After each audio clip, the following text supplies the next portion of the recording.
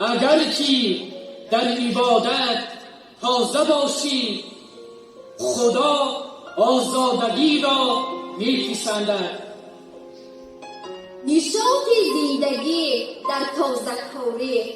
اگر که تازه‌کاری کسی از تازه‌کاری دور باشد، شکایت میکند مداری.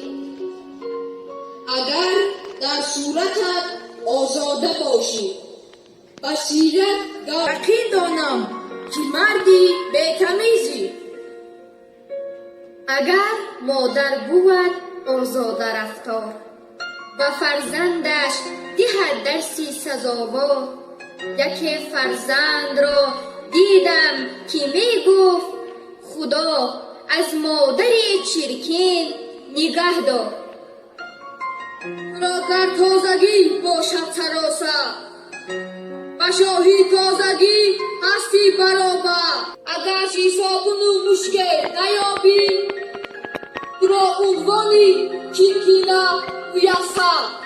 تنی به درد خواهی تازه تر باش، مهی آزاده شام و سحر باش. و چشمی هر کسی در روبرویت خمر باش.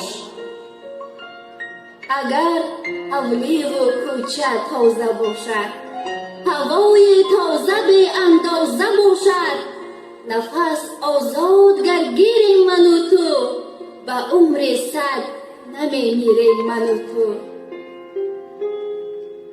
از افلاسی نمیابی خلاصی، تو مانندی به آدم‌های ناسی.